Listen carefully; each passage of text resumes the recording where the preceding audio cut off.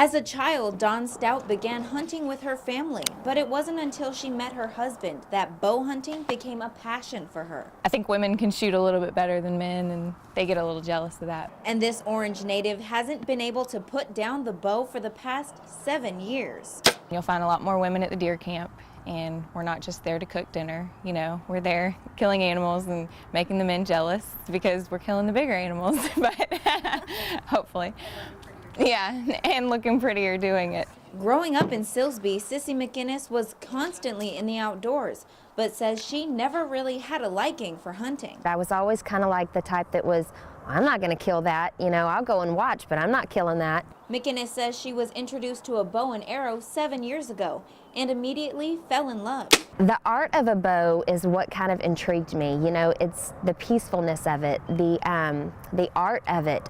In just 1 year alone, from 2008 to 2009, almost 200,000 women joined the hunting industry. And 30% of those were bow hunters.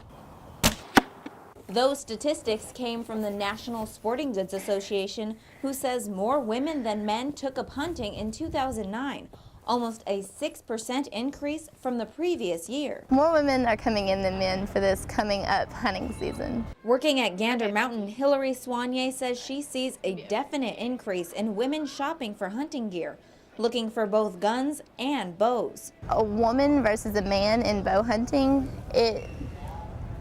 I think that the woman has more patience and we have a steadier hand, and so we don't try to rush into it as much as a guy would. It's not just a man's sport. Both Stout and McInnes work for a company called Just for Does that offers hunting gear and salon quality scent-free products that are strictly for the female hunter, helping these women break down stereotypes, living by the saying, "We can hunt like you, only prettier." I think this is a new age, and I think that the world and people, you know, kind of expect the same out of women as they do men these days. They also offer guided hunts and recently took a group of women up to Albany, Texas for a weekend full of bonding and bow hunting. I also like the fact that, you know, I can wear makeup and go hunting. It's not something that, you know, you can't wear makeup or you can't look pretty while you're hunting. But for these ladies, hunting is much more than just a sport for women or men.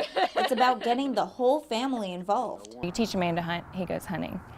But if you teach a woman to hunt, she brings her children and she brings the family. And so it gets kids out in the outdoors too. If you can hunt it, you know, you can kill it, you can cook it, then, I mean, that's a lesson in itself. You're providing for not only yourself, but your family, and teaching our kids to provide for their family. Passing on life lessons while providing what Stout calls a healthy alternative to store-bought meat. These hunting heroines hope to inspire other women to pick up the hunting habit. In Southeast Texas, Ellie Cano, 12 News HD. Keep holding it.